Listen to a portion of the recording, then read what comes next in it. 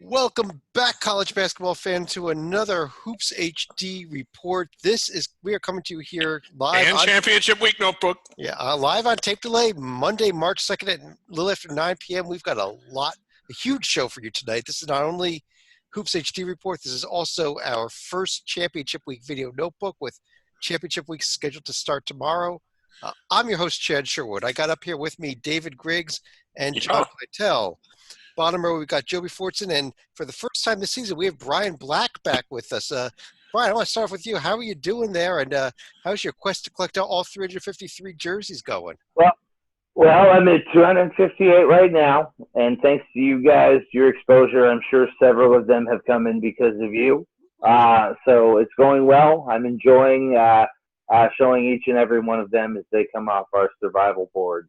And Georgia Tech formally comes off our survival board today, even though, I mean, let's face it, we all knew. They were under a postseason ban, but they had appealed it, and under NCAA rules, you can play while under appeal. Then they just decided to withdraw the appeal once they realized they weren't going to get in anyway. So real tactful of them.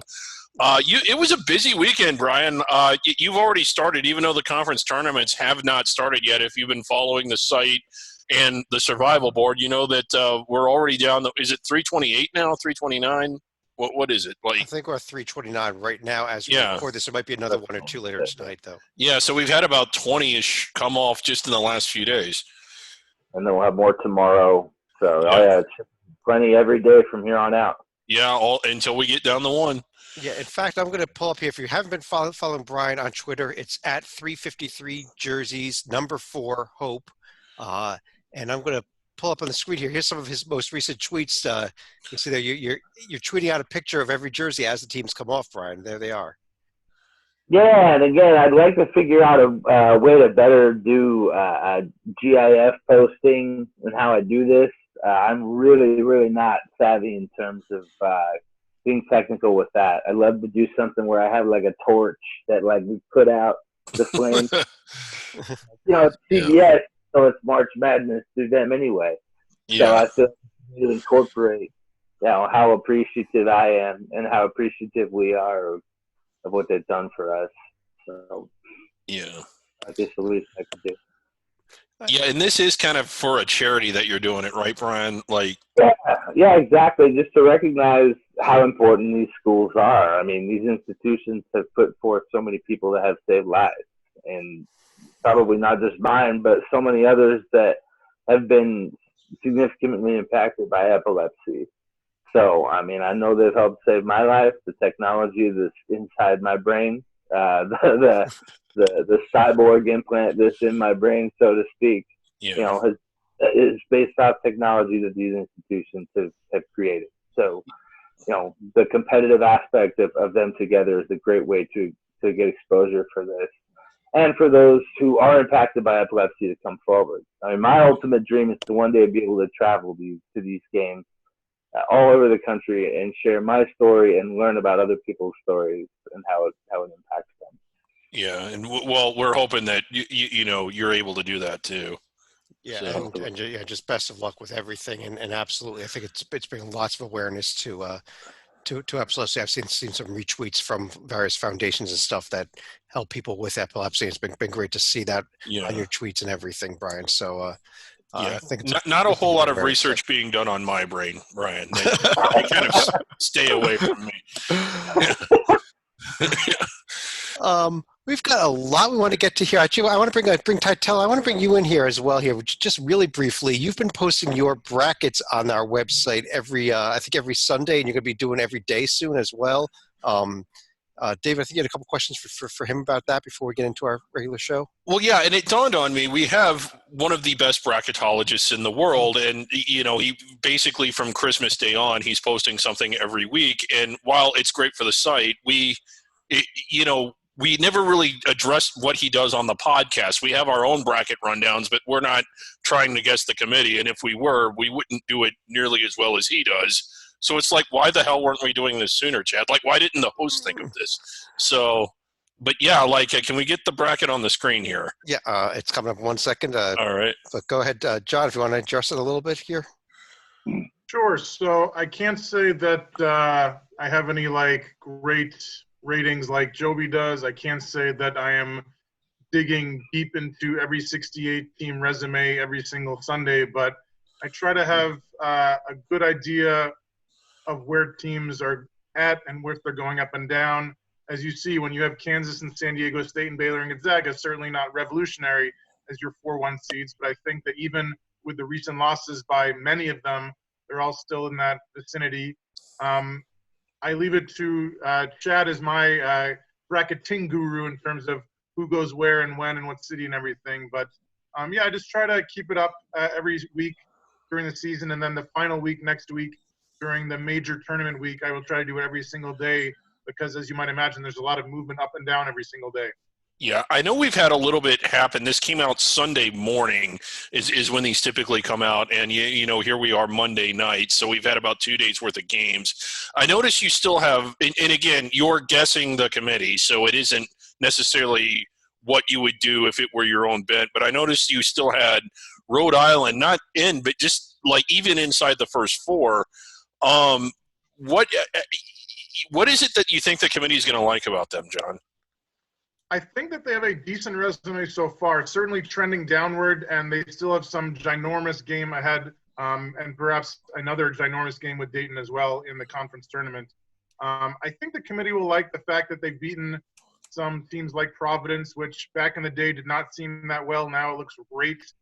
They've also beat up on some of the lower-tier teams in their conference like Davidson. They swept VCU, Duquesne. They also beat North Texas, which is looking like a decent win. Yeah. And when you're losing to teams like Maryland on the road, Dayton on the road, West Virginia on the road, I think those are all reasonable, excusable, explainable losses.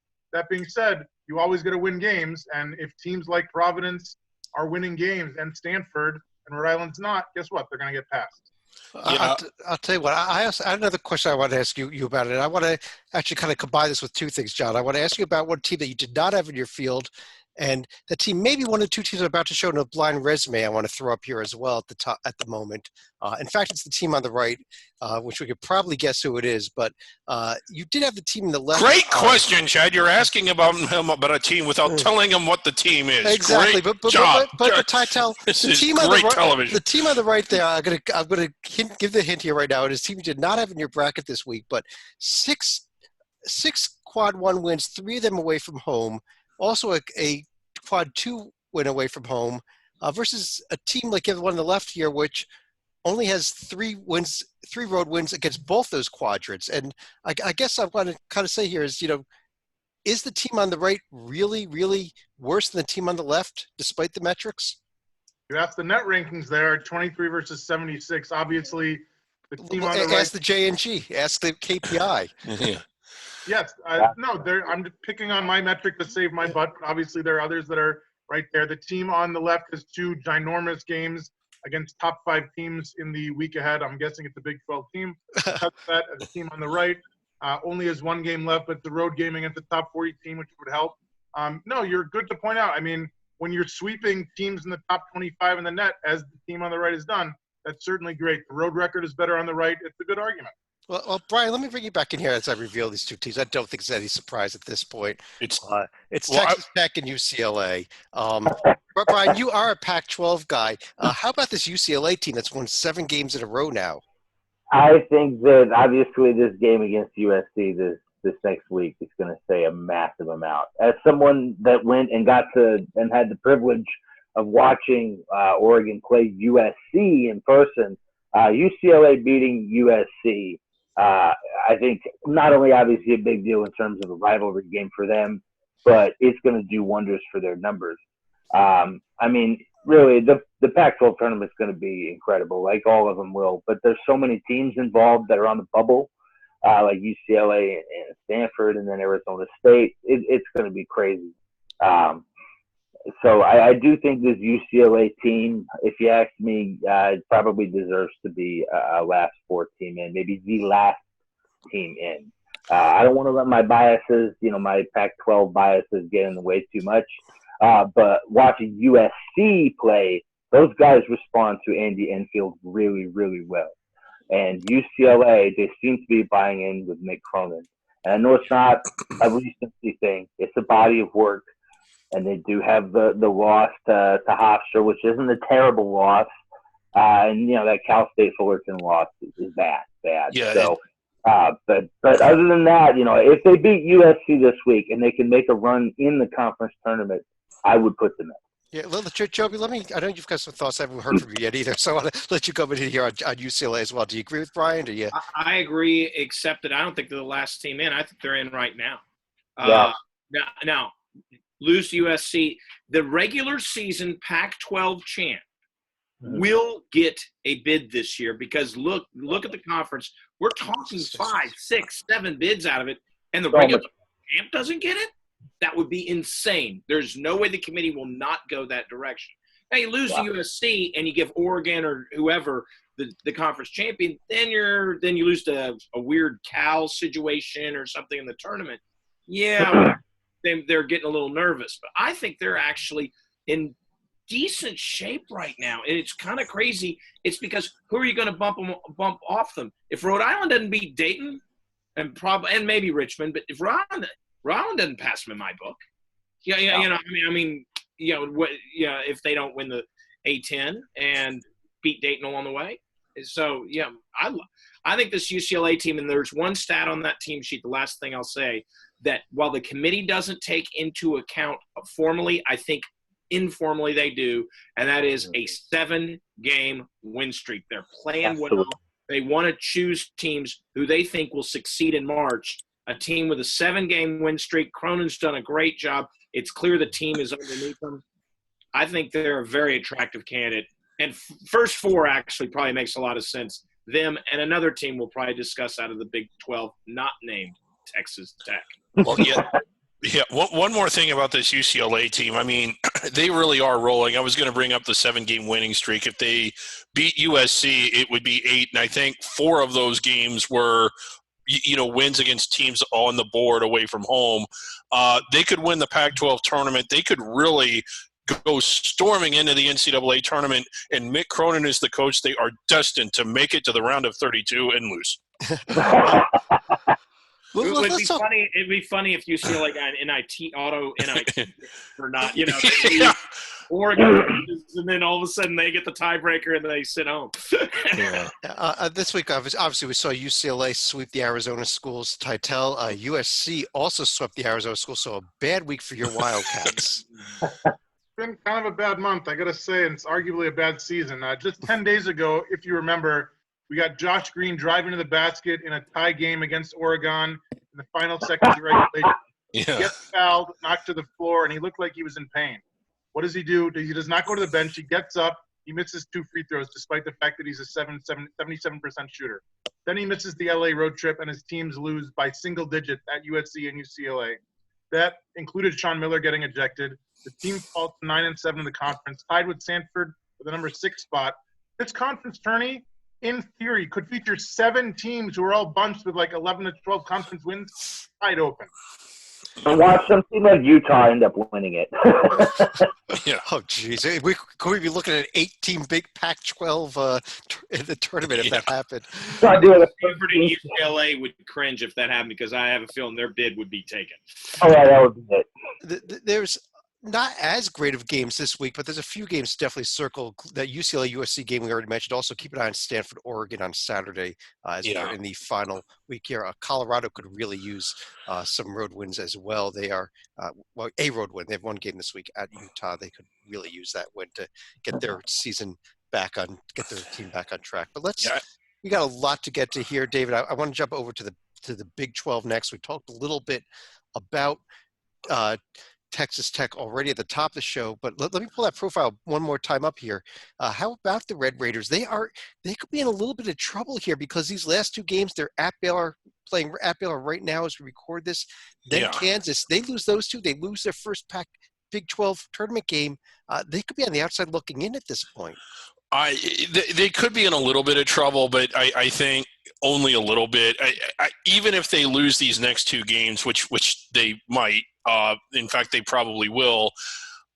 that's a 4-game losing streak, so you're feeling a little bit of a squeeze or like, a huge sense of urgency going into that Big 12 tournament game. I still think even with all of that, the committee will take this team. I don't, again, ask Titel what he thinks. He's the expert, but I just think that at the end of the day, if there's the ELO concept, losing to Baylor and Kansas shouldn't move them down at all because those are teams that are ahead of them. And they really don't they're not going to get knocked down any further than they already are. Yeah. Well, there's a couple of teams we have to discuss. Brian, first of all, Baylor, we saw on Saturday. I can't figure out what happened to TCU. Yeah, I have no idea. Like, I started watching the game, and I could not believe what I was watching. So, I'm sure we'll see plenty of that in the tournament itself. So hopefully, it's just a precursor to the madness that we will see. And Titel, West Virginia, another team that's kind of trending in the wrong direction. Can somebody please find a panic button for Bob Huggins to push, because this team was 18-4 in early February. They've lost 6 of 7 to fall to 19-10 overall. They are at Iowa State tomorrow, which ordinarily is a gimme. They've won one road game since Christmas. It is not a gimme. Yeah. They host Baylor, who has a bit of a chip on their shoulder recently after some losses. Horrible shooting from three-point land and free throw line, like bottom 15 in the country. ESPN has them as a lock, but if they lose out and lose the conference tourney opener 1-9 in their last 10, they are not going to be sleeping well on the night before Selection Sunday. The only consolation, they start 1 freshman and 3 sophomores. So even if they somehow choke it away, the future's bright, but they are hanging on by a thread.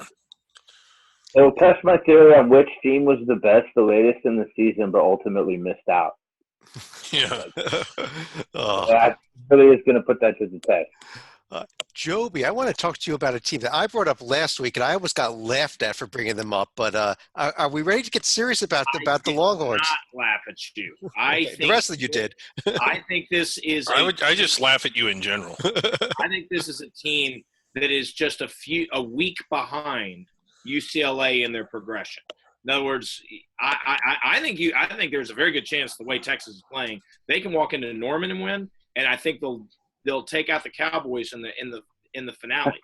This is a team that I think can play their way in if they are not in right now, because they are definitively either first 4 out or last 4 in right now. I think of how the committee would view them. J&G actually has them in right now. I'm not saying that's all telling, but the way Texas and Shaka, nobody had a hotter seat than Shaka Smart about a month ago. I'm not saying that he still doesn't have a hot seat if they miss it, but man, the turnaround that he's done, and a little bit of it is the fact that he got away from playing havoc. And now he's finally utilizing the 3 strong guards he has, and they're playing a little more the style of play that he was supposed to bring from VCU, but really hadn't yet because the talent didn't require that with Mo Bamba, etc. Now maybe we're going to see Shaka unleashed, which I think would be a very good thing for Texas and for the fun of watching the NCAA tournament if they make it. Yeah, they have a really wide path. The way it's setting up now, they would probably play Oklahoma or West Virginia in that quarterfinal game, and those are both winnable. So, I mean, if they can play their way into the semis, I think they're in. David, I think there's a good chance they actually play Texas. They could play Texas Tech as well. Or that too, yeah. Down with those 2 losses that we expect this week. But there's the upcoming schedule. Texas, Oklahoma Tuesday night. Very big game. This Oklahoma team's on the bubble there as well. Of course, Baylor, West Virginia, Kansas, Texas Tech this weekend. So lots of good games in the Big 12. And as most of you are watching this, you'll know the final score in this Texas Tech Baylor game. We are watching it as recorded. Yeah, live on tape delay. Let's jump over to the SEC. And Titel, let me bring you back in here and talk about the team on top in the SEC that is, I think, finally hit their stride and hit it big time, and that's the Kentucky Wildcats. They are moving way up the board. I only had them as a number 5 seed, I think, last week, but I think they could easily get up to like the 3 line, if not the 2 line, by the end of this week. just getting it done. Hard to believe they lost to an Evansville team that is now 0-18 since Christmas. One of the inexplicable losses of the season. They've won 16 of their last 18. Could be a number 2 seed. One of the best free throw shooting teams in the nation, number 3, almost 80%, which helps because each of their past 5 games were decided by single digits. Sophomore shooting guard Emmanuel Quickly, a great February, 21 points a game. He shot 71 free throws, only missed 8 of them. Just a quick note I saw here that the number 1 team in the nation, which Kentucky was when they lost to Evansville, has never lost a game before to a team that went 0-18 in its conference. It happened this year. It was the most ridiculous win ever. A few other teams I want to discuss here. Joby, let me start with you. How about Auburn, who lost the game to Kentucky this weekend, but has that gaudy record, but maybe that's all they've got. Yeah, well, if you watch the Auburn-Kentucky game, Auburn actually was fighting in that game most of the time, and it wasn't a 7-point game. It was really a 3-point game all game long. But I'm starting to finally get to where David is on Auburn. Man, it's just – at some point, they're finally starting to lose, these close games, at least in the Kentucky context. If you just split all those overtime games they won, instead of saying they won them, but just won half of them, they would not even be dreaming of a protected seed. It would sink like a stone. I'm saying they'd still be in the tournament, but they might not be wearing white. So I don't like the way Auburn's playing necessarily right now. They could change it. Bruce Pearl is a good tournament coach. Yeah. So he can certainly turn it around. But wow, I'm starting to lose. Auburn's starting to lose the luster because that record was what kept them up, and now the record is starting to slip and not be so dumb. Yeah.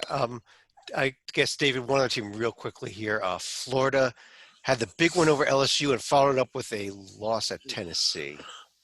Florida is one of those teams. Every time I want to like them and say, man, they've got it going. They're hitting their stride. They're figuring it out.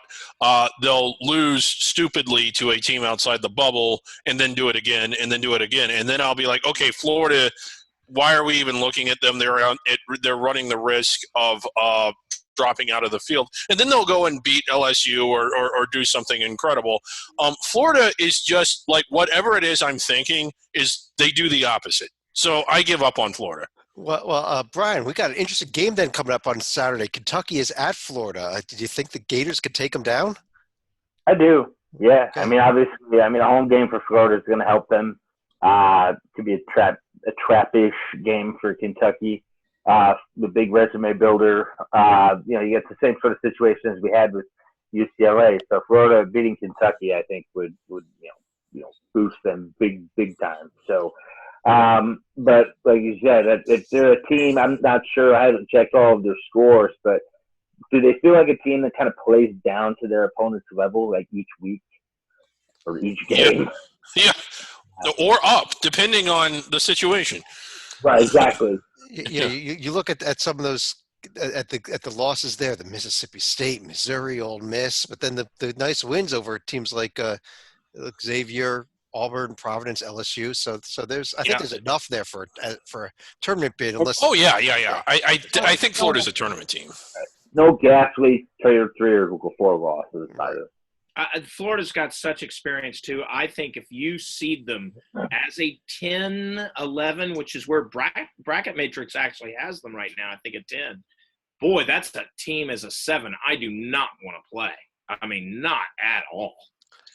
Let's run over here. We got a lot more to get to still. Let's jump over to the Big Ten Conference next. Where first of all, David, we saw Michigan State have a nice week this week with the win over Iowa, then becoming the first team to win at Maryland on Saturday. Yeah, Michigan State really showing on the court for the first time all year. Not that they've looked bad, but they didn't look elite at any point ever, but they did on Saturday. Like Maryland had not lost at home, and they've beaten a lot of good teams at home, as we all know. And Michigan State went in, led, tipped the buzzer, jumped out to a big lead every time. And this was a jacked crowd it was against a good team in front of a jacked crowd.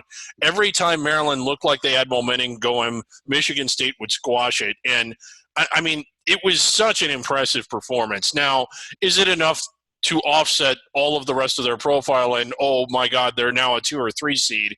No, it was just one game. But what it did indicate is Michigan State does have it in them to go deep into the tournament regardless of where they're seated.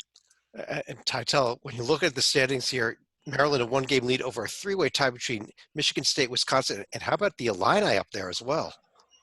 So finally, people have realized that Brett Underwood can coach. And fortunately for his agent, his school realized it a few hours ago as they gave him a 3-year contract extension earlier today. The team has just been on such a roller coaster, though, the past couple months. 7 wins in a row to finish January, 4 losses in a row to start February, then winning their last 4 to get to 20-9 overall. 2 toughies left at Ohio State and host Iowa. They only start 1 senior, yet they're tied for second place in the entire conference. That's one of, if not the best in the nation. And if they had beaten Maryland on the road by a point, they lost by a point in the conference opener on December 7th, they would be in the lead. They blew a 15-point second-half lead. They're this close to being the best team in the Big Ten. And Joby, I apologize. I know you had comments about Michigan State. Let me go to you for that, as well as the other question here is how many bids do we get out of this conference at this point? Well, I mean, we've Tytel and I have gone back and forth on the whole Purdue thing, and they're still up in the grabs if they make a run. I think 10 is yes, your Rutgers is included in that. No, I really do. I'm silencing the puppet. Go ahead. But no, I think Rutgers and I think Indiana's safe. I don't understand why Indiana's anywhere near the bubble, but in a lot of people's minds. On the note with Michigan State, and David's pretty much said it, but I'm going to confirm Michigan State. If I were seeding by eye test and who I thought would do well in the tournament, they'd be a 1 seed. They are certainly not worthy on resume, etc. But you put them as a 4. That's just unfair to the 1. I mean, it really is. Whether it is Kansas who's playing the best in the country. That's unfair to Kansas to make them play Michigan State. It really is. Stick them against. I hope he doesn't underseed them in that fashion because it could really wreak havoc with. And when you look at this Big Ten, though, it just speaks to the depth of it. Brian, you look at a team like they're 7th place of that standings right there, Ohio State. Yet this team is playing darn good basketball. They all are. I mean, it's crazy. And as another team, a fellow team that has defeated Michigan at Michigan, as a fan of one, it really is a spectacle to see them and just the Big Ten in general. Like year after year, it feels like basketball in the Big Ten just gets better and better. This whole past 10 years, it's just been mind-blowingly great. Now you got Rutgers getting good, so it's something else. It's going to be funny to watch Nebraska and Northwestern in that tournament. Like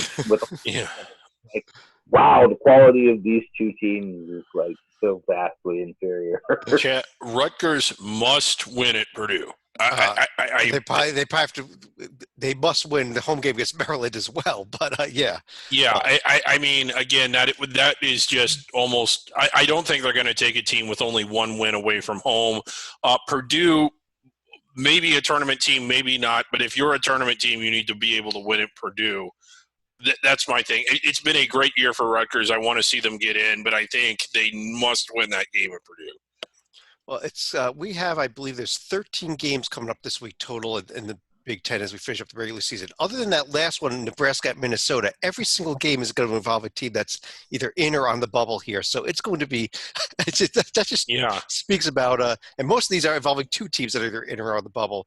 Look at this Sunday, Ohio State at Michigan State. You look at Illinois, Ohio State, Iowa, Illinois, Wisconsin. Michigan, every single game there is just amazing. So you can't even highlight a game this week in the Big Ten.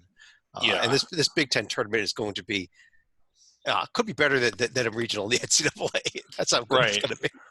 Chet, one more quick thought on the Big Ten. I know we got to get moving, but you do have to say, imagine just how much better this conference would have been as good as it is had Tim Miles not left Nebraska and had it not been for the Buzzer isn't working.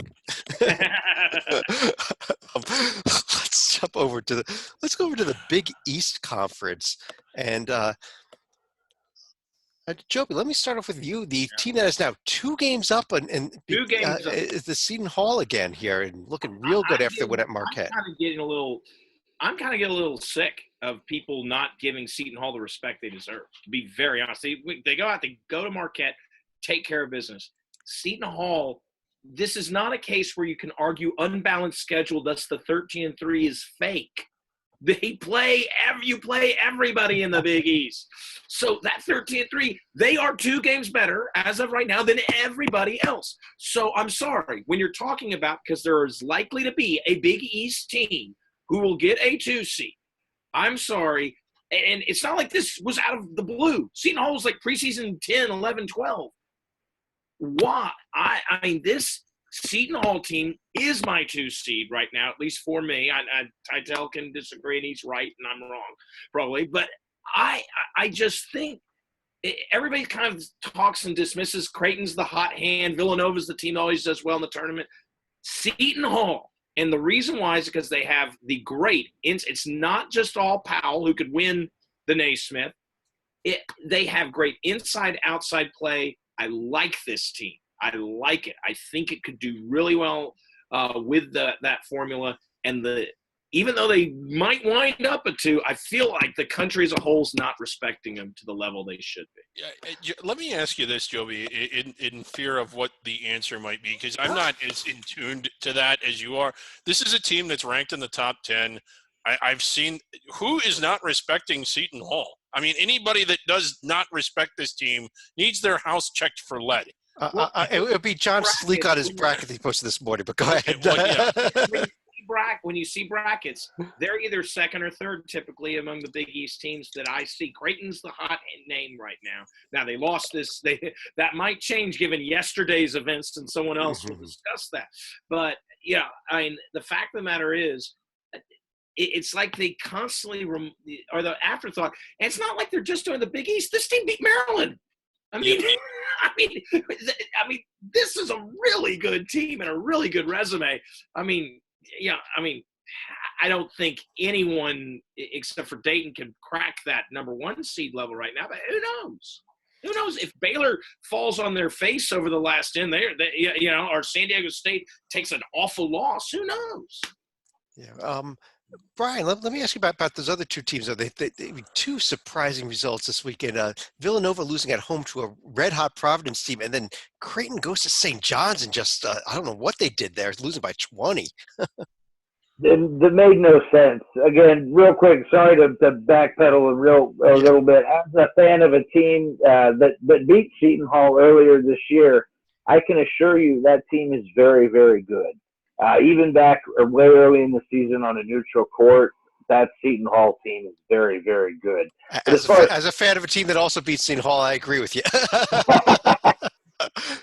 So that as far as Creighton goes, I don't know what happened. That it was again same sort of thing as Baylor. Maybe it's like late season, but there really was no excuse. So it just I think it further goes to illustrate that this truly is going to be pretty insane once we actually get the bracket and then get the games going. I think that it's going to be a lot less chalky than last year. Yeah, and Titel.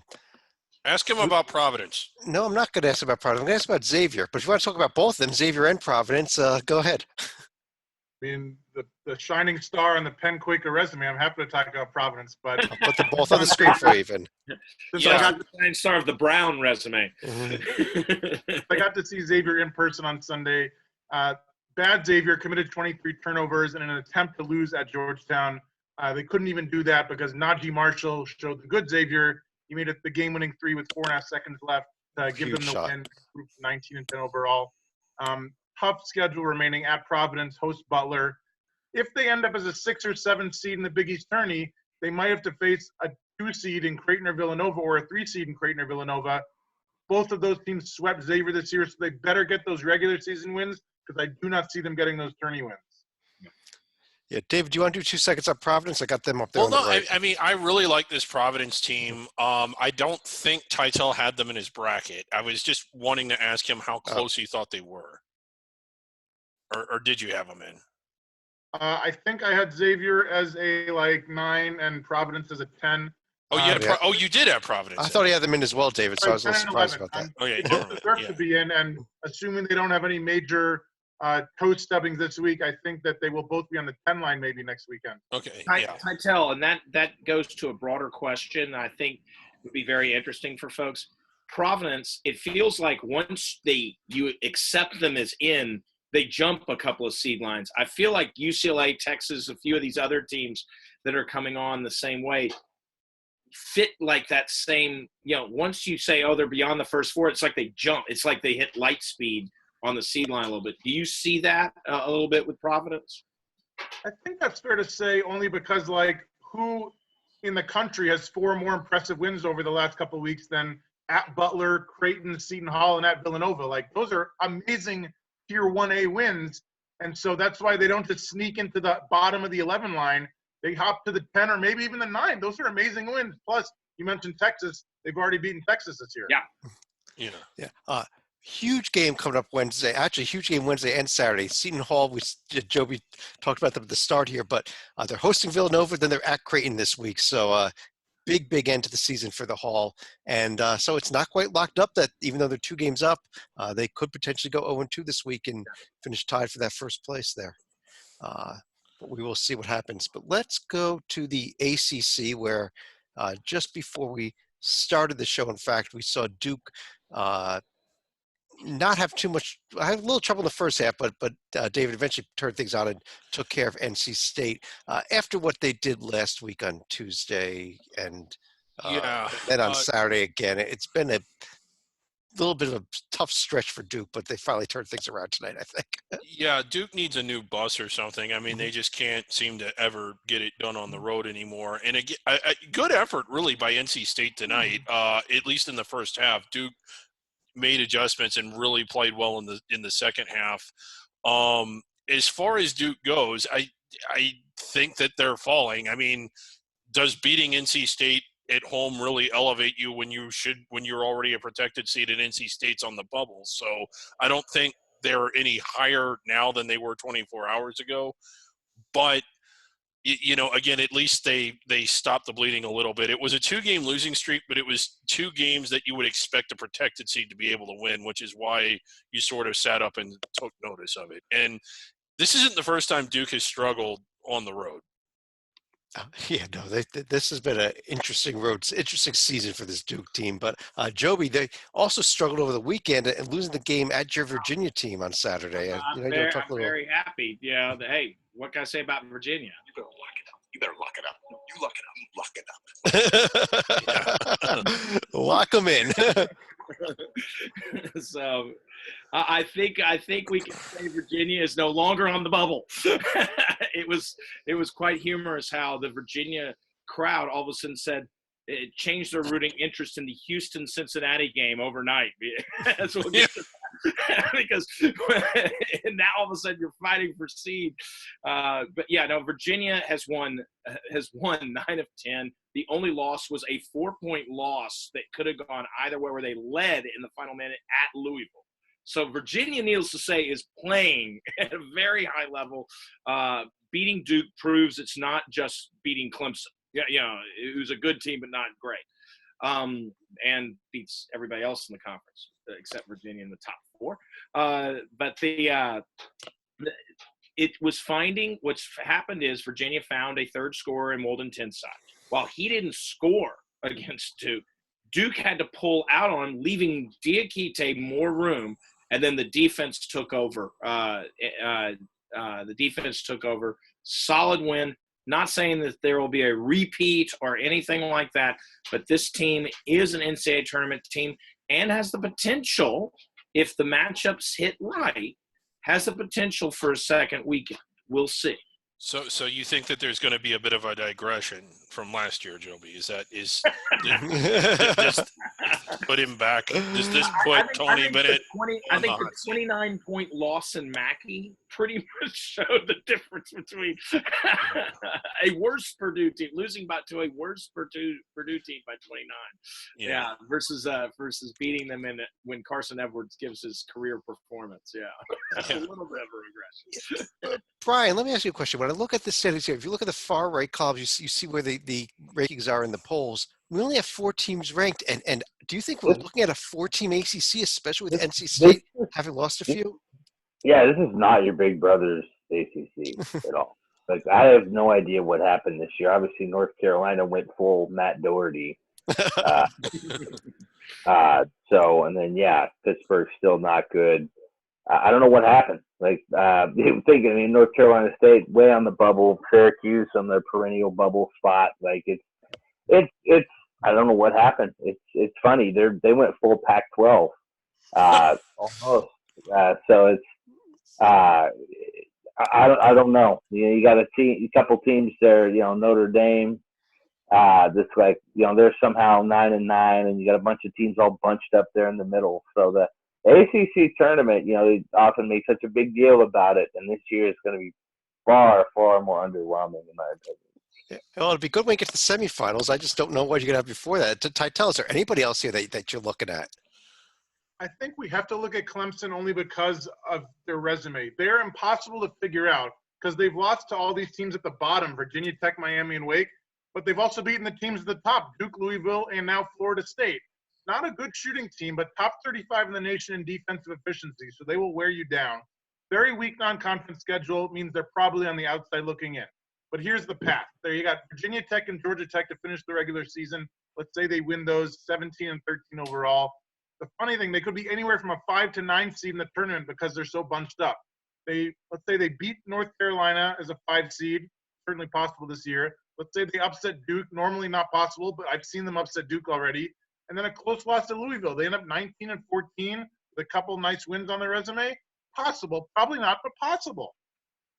Yeah, definitely is. Let's take a look at the upcoming schedule here. Unlike some of these other conferences, there's not a ton to circle this week. I guess we want to keep an eye on the Wake Forest NC State game because they needed Louisville, Virginia. Actually, Saturday is a huge, huge game.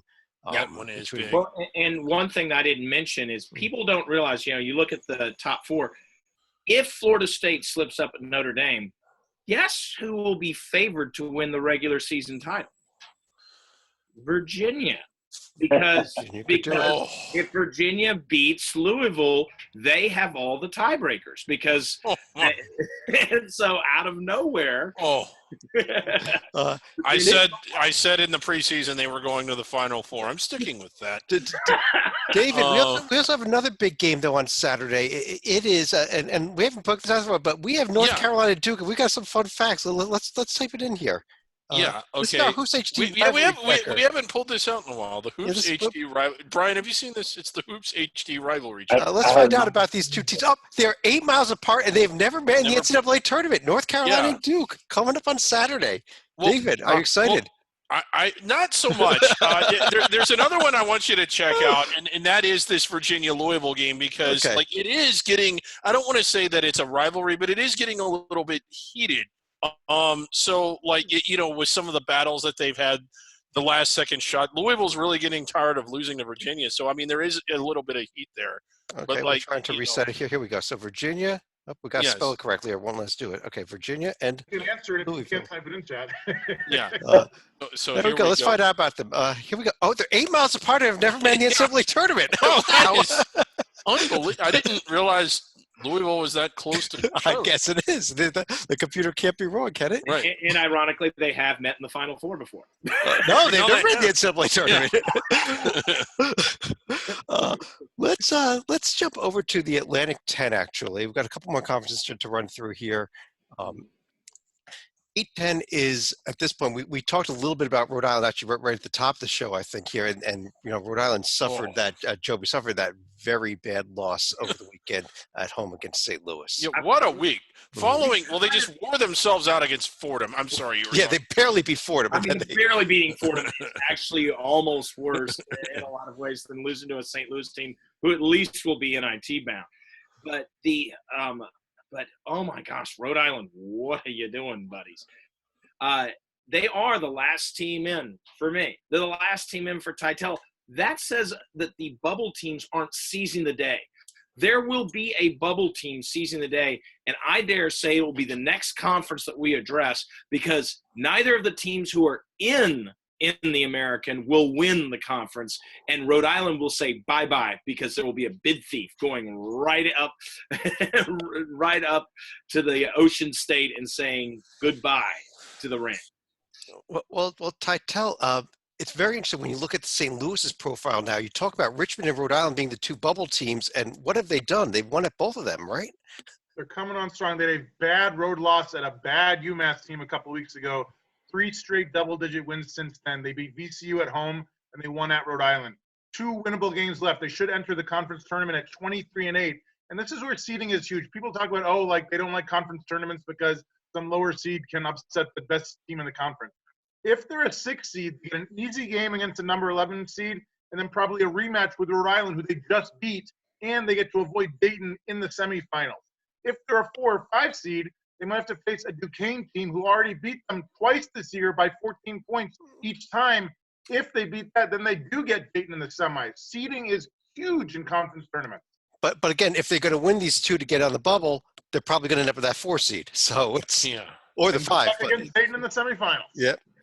But again, then the question becomes: if they beat Dayton in that semifinal, they lose a championship game. Is there an argument for them in an at-large? Oh yeah, if they do that, they would play Dayton in the semis. In the semis, yeah. Yeah, I would. Yeah, I mean there would have to be. You would have beaten Dayton away from home. That's really good. Well, speaking of Dayton here, they've got Brian Limpinger about this Dayton team that is towing the top of the 2 line, and maybe even into the 1 line now. They've got a real interesting road game coming up Wednesday, though, at Rhode Island before the end of the season with GW at home. Obviously, it's a big game for Rhode Island, and it just further goes to illustrate that in the Atlantic 10, despite being a multiple big league a lot of years, I think this year may not be quite as good as it has been the previous years, the last few. I think Rhode Island, though, I mean, this game is the biggest game of their whole season. So absolutely. Yeah, Rhodey needs it. I mean, if they win that one, I'll start, even though it is at home, because Dayton's been so good both at home and on the road. Well, let's talk about another conference that's trending towards the single bid thing, and it's not the Big 12. That's we talked about. We've already talked about. It's not the Big 12 is not a single bid conference, but the American, it may be trending that way with especially coming off of Cincinnati's loss, even though it was against Houston. But Titel, let me start with you. What about Wichita State? They at least bounced back and picked up a couple wins this week. I mean, I don't like to throw around the phrase season-saving win a lot, but they were down by 24 points on the road, 14 minutes left. They go on a 40-12 run to beat SMU by 4, 7 threes by sophomore forward Dexter Dennis. That saved their season. They lost 3 in a row to start February. They've won 5 of 6. The only loss, 3 points at Cincinnati. Very good loss. 2 big games left at Memphis, host Tulsa. I still have no idea how many teams from this conference are going to make the NCAA tournament, though. Yeah, Joby. I mean, Houston looks like the best team there, and Houston will make the tournament. However, this is we talked offline. Yeah. They pick one team that you think will get a seed that the selection committee will give, and their seeding will be way too high. Everybody I see has Houston as a 7, maybe an 8, but 7 or 8. They're at 10. Their profile is maybe an 11. I mean, their resume. Pull up the resume. Just look. Forget. This is what I wish you had done a blind resume. Because if you take away the Houston jersey, there's not a lot there. You beat a Wichita State team who's destined for the first 4. Great, it's away from home, but it's still destined for the first 4. There, it's blind now. Yeah, it's blind now. And then, and the other wins are not. I mean, give me other tournament wins. They don't exist for the most part.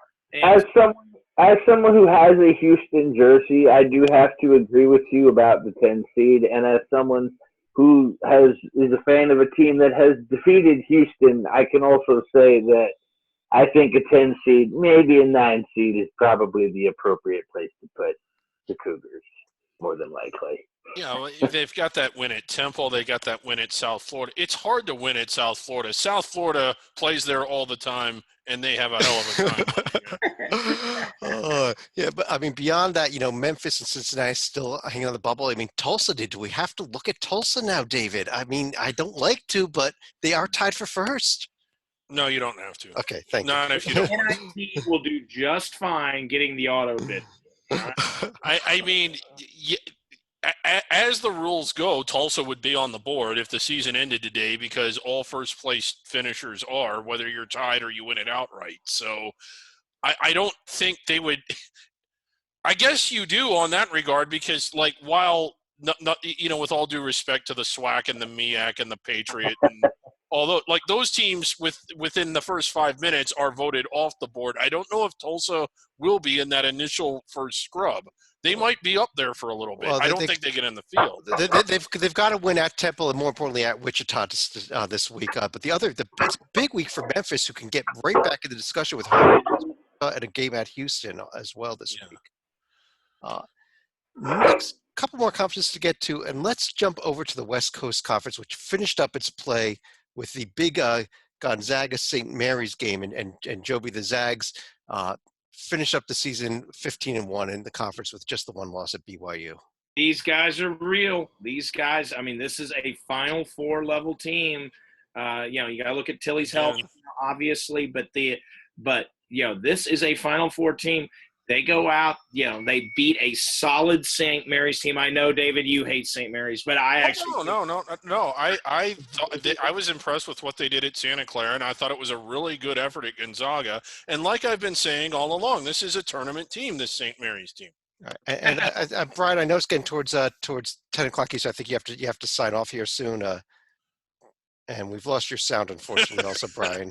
But yeah. No worries, guys. No worries. Yeah, I know it's getting pretty close to 7, so I'm glad I was able to go through almost all of the major conferences with you guys. As far as the West Coast Conference goes, I mean, it's going to be interesting to see St. Mary's, their perennial spot on the bubble. They just love it there, just like Arizona State does. One of those teams that loves to hang out there, but I still think they're going to end up being in. So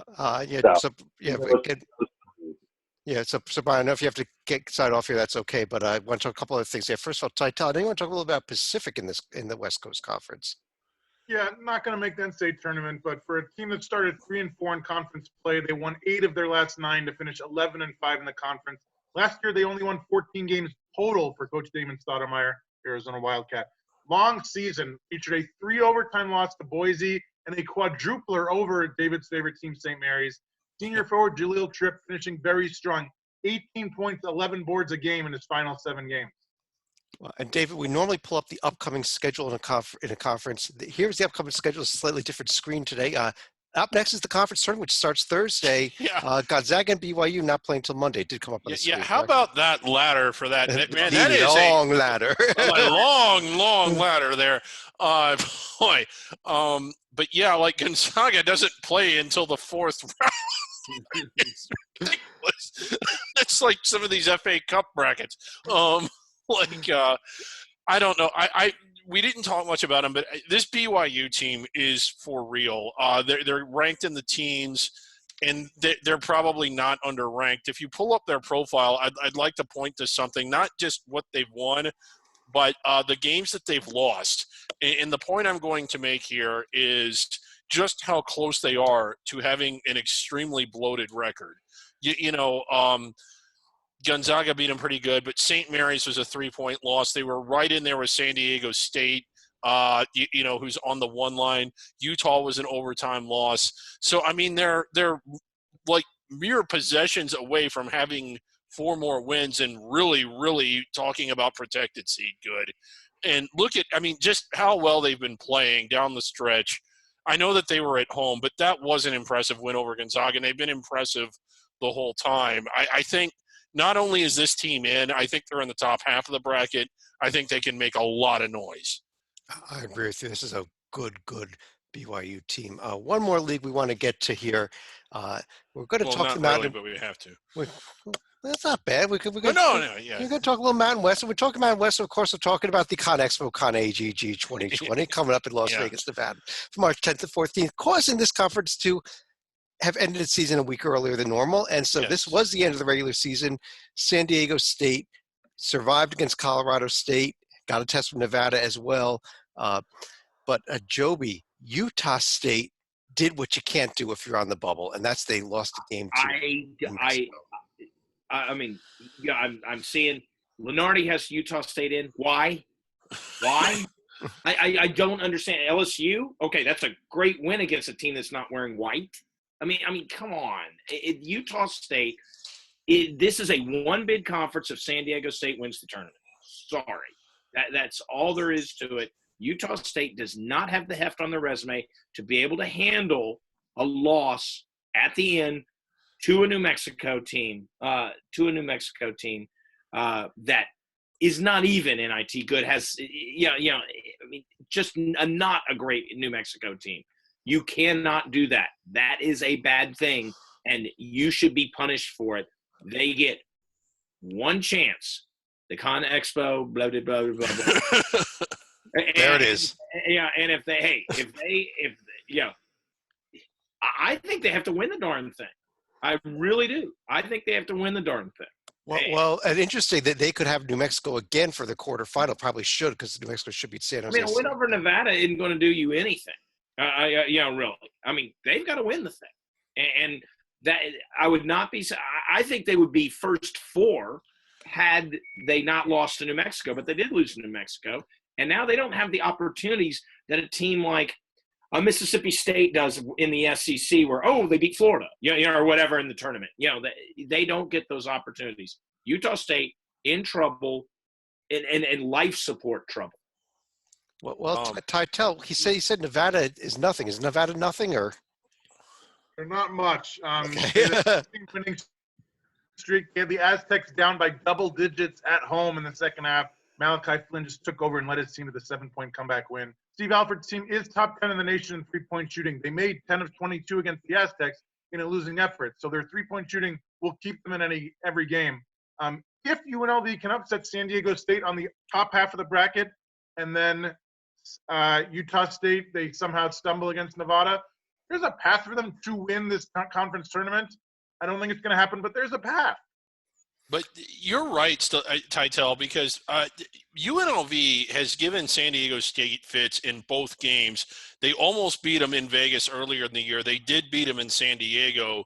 If they end up playing in the semifinals, it wouldn't shock me if Vegas did beat them. A couple things. San Diego State doesn't need to win to stay on the survival board. They're a lock. UNLV probably does. The survival board factor. I mean, you see it all the time.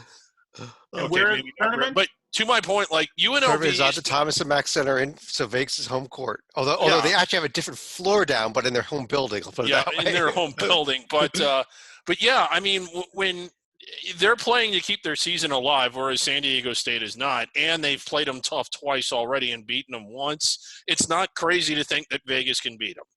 Well, we're not quite done with the show. We normally are at this point, but we are moving into Championship Week video notebook phase of our show now as well. Yeah. With Championship Week starting, David on his way tonight to Frisco, Texas. We are sending him to the Conference USA tournament, and in fact, we've got right here the layout. And David, you're going into the puppet bunker. No. Corner there. No, I know. I'm going to be at the bar. You see the bar right there? There is the layout for the USA tournament. Right there. You got the media workspace over here. Why do you want me there a week before it starts, Jed? To find out information about the teams, David. Oh, okay. Yeah. Oh, that makes sense.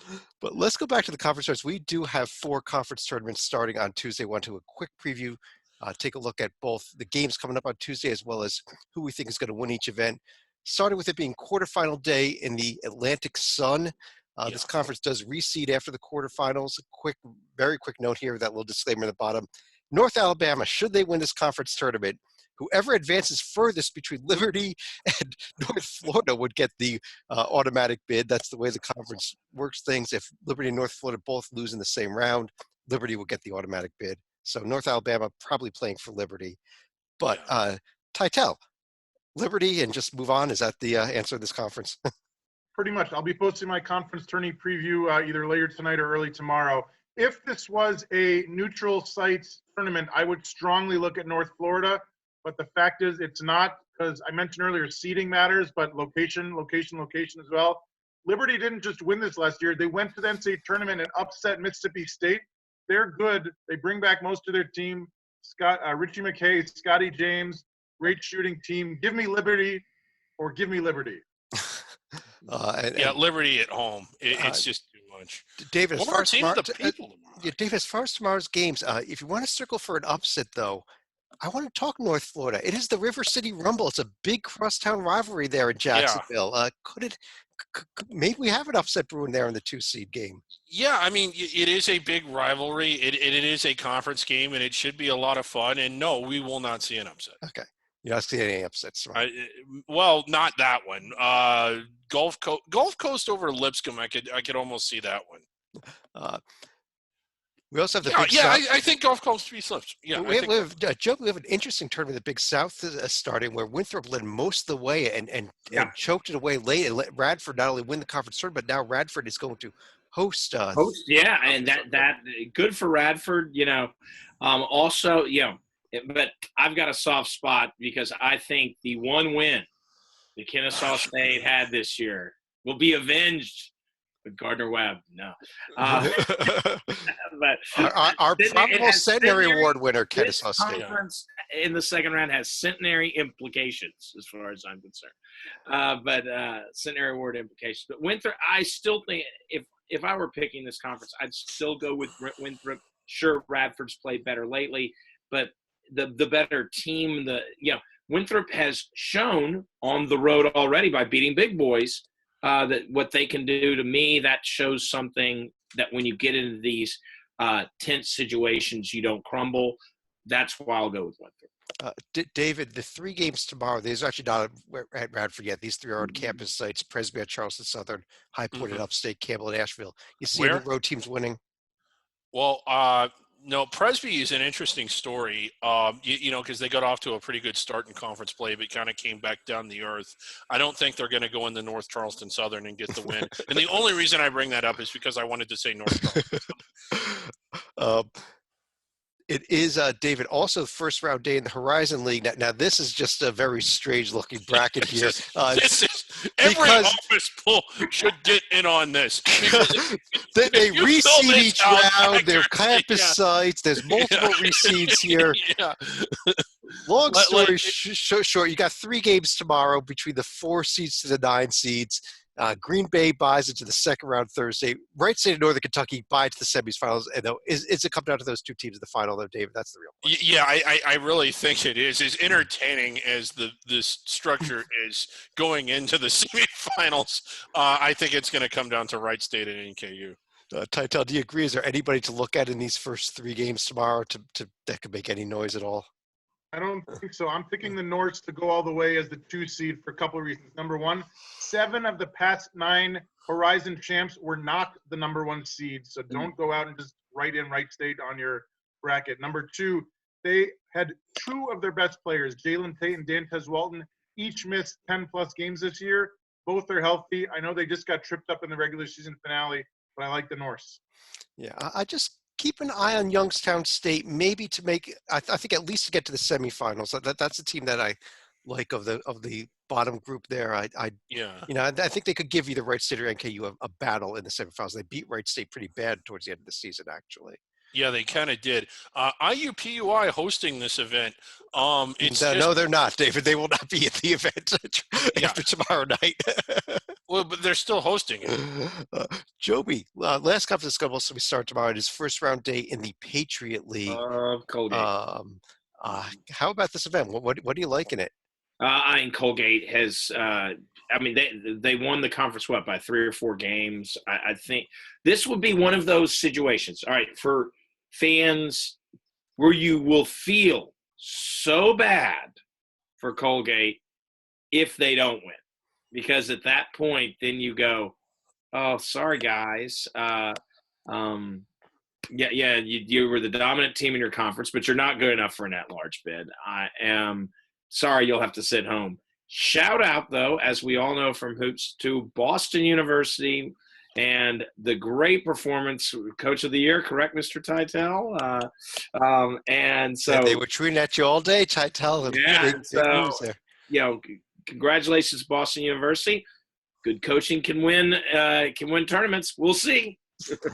Colgate, one of the things, Joby, you're right, it would be kind of disappointing if Colgate didn't get in, but at least this conference plays the tournament at campus sites, Colgate at home all the way through. That's and I do like the fact, didn't Colgate beat Cincinnati? They did. Yep. So it was the it was the stupidest ending I've ever seen on the part of Cincinnati. It was incredible. That's right. They oh my gosh, yes. Yeah, they launched with about 8 seconds to go. With 8 seconds to go. Yes, I forgot about that. Oh yeah. Well, he was open. He was open. He was open from half court. Yeah. But Colgate, the thing is, when you can beat a Cincinnati, I'm not saying if Colgate can make the tournament as a 13, 14 seed, who knows? They have the ability to catch lightning in a bottle because they're not going to be as in awe, of that, Michigan Wolverine team or whoever that, is on the other side of their game, other side, the Auburn Tiger team. They could sneak up and do it. I always like teams that have proven that because they've gotten past the mental hump. So. 2 games tomorrow. I think the Lehigh-Loyola game could be a good one. Holy Cross at Bucknell. Holy Cross has been awful this year, including a loss at home to UMass Boston. Bucknell just beat Colgate in the regular season finale. I think we have a bit of a blowout there in that game. But let's actually before we get to our survival board, which is the last thing we do for the night for these video notebooks, we have a new feature, David, that we're going to introduce you throughout Championship Week here. We're going to be taking a look back at some of the greatest moments in Hoops HD Championship Week history. Yeah, I mean, we've been doing this, since 12:30? I forget. This is like 7 or 8 years now we've been doing this. And it's just like, what, a time we've had. I mean, we've been doing this twice as long as, most people are in college, and we've never really done anything to commemorate our work from the past. Right. So every night during Championship Week, we're just going to kind of look back. And David, you asked me to go ahead and find a great moment from last year to highlight for tonight. So I found a great moment from last year. From last year's from our very first Championship Week video notebook for last year. And there's the moment.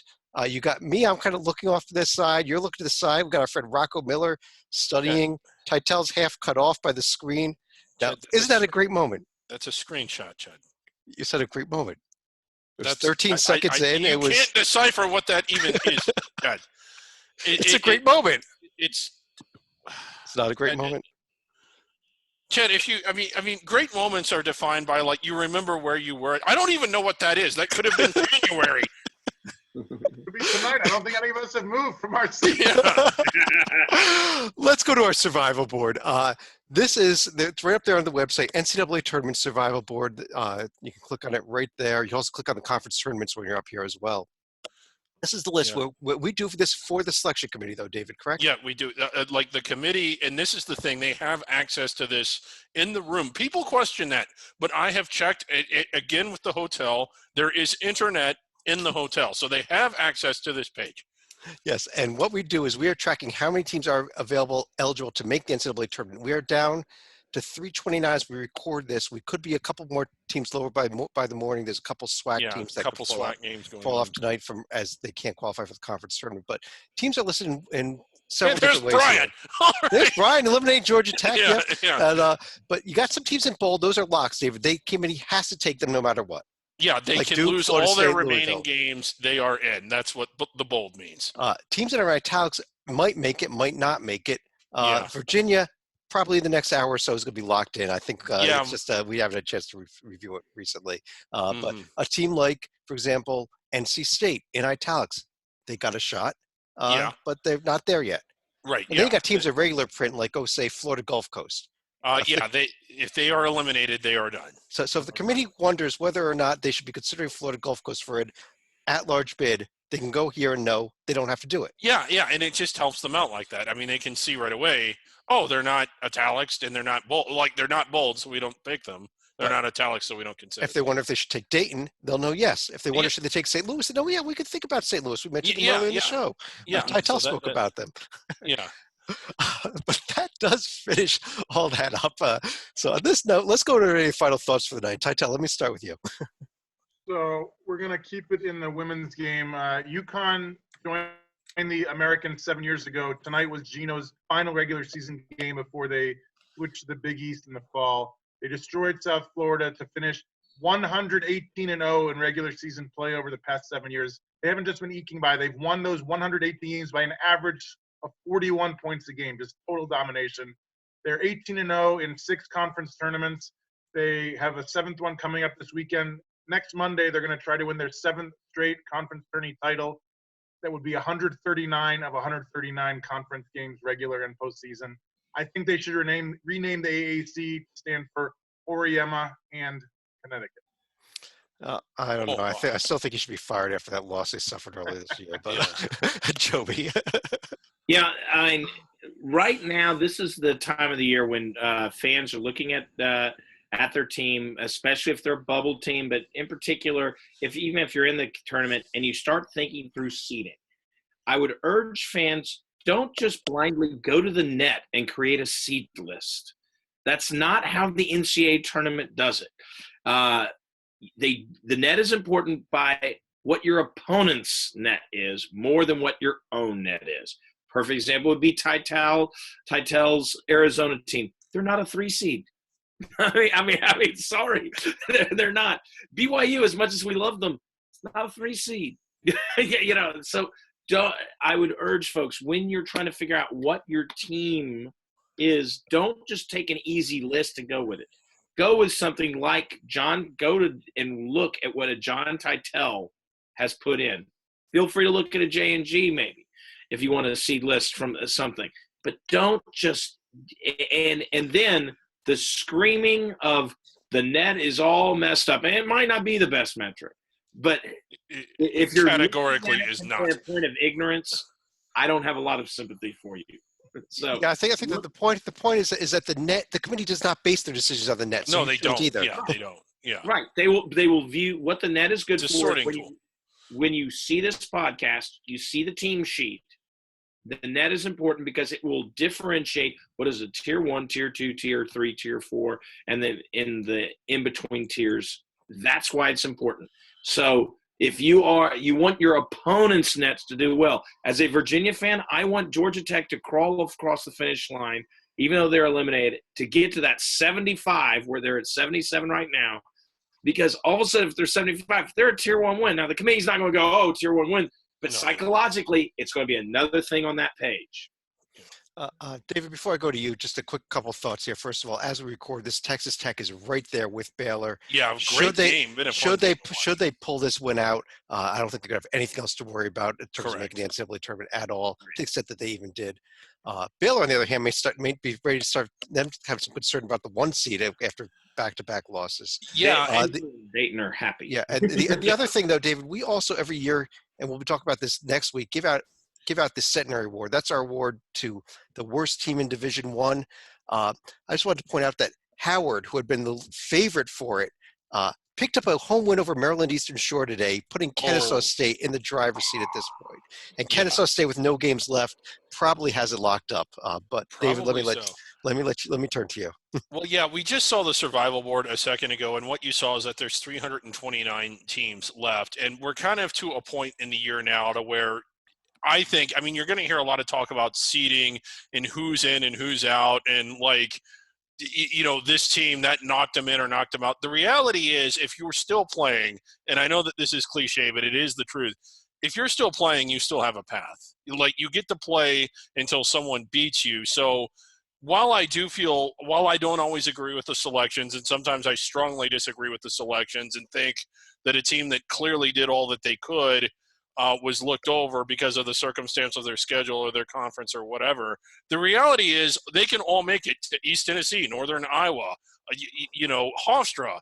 All of them have a path to get in. They absolutely do. And you play until you lose. Yeah.